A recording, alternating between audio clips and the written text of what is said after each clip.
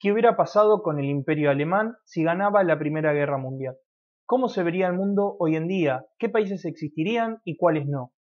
La realidad es que las posibilidades nacidas de esta divergencia histórica serían muchísimas como para poder explicar todas ellas. Pero sin lugar a dudas, el curso histórico del mundo sería muy diferente a lo que hoy conocemos. El objetivo de la política exterior del Imperio alemán apuntaba a resolver dos cuestiones geopolíticas muy importantes. Por un lado estaba la cuestión del balance de poder en el continente europeo y por otro la cuestión de las colonias africanas. En plena época del imperialismo europeo, Alemania recién se unificaba como imperio en 1871, llegando tarde al reparto colonial del mundo. Pero el continente africano todavía no había sido completamente explorado y por ende fue objeto de disputas entre las potencias europeas que buscaban colonizarlo. La política de colonización alemana empieza con el político y futuro gobernador colonial Karl Pieters, nacido en 1856, que fue uno de los más grandes impulsores de la creación de un imperio colonial alemán. En 1884 fundó la Sociedad para la Colonización Alemana, creada para reunir fondos de los cuales se serviría para financiar sus expediciones.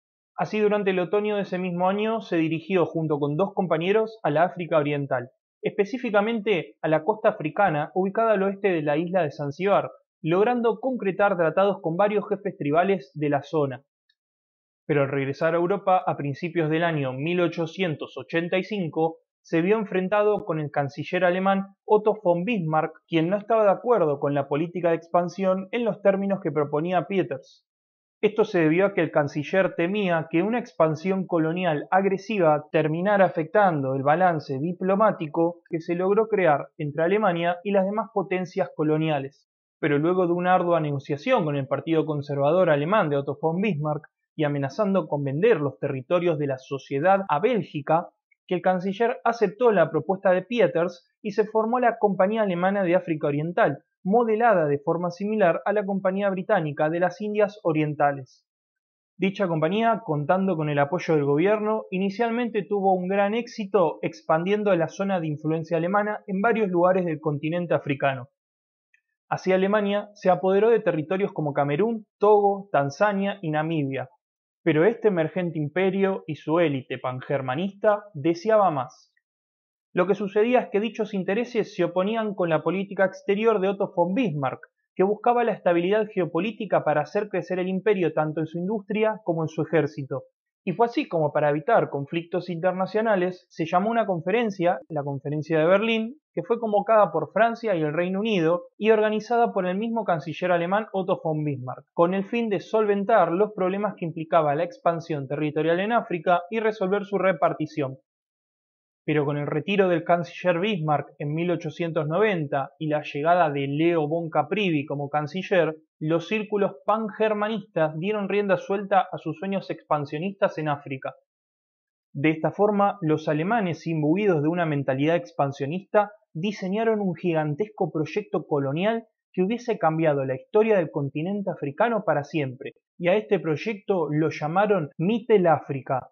Este concepto, que se traduce básicamente en África Central o África del Medio, fue concebido para denominar una región geoestratégica entre África Central y África del Este.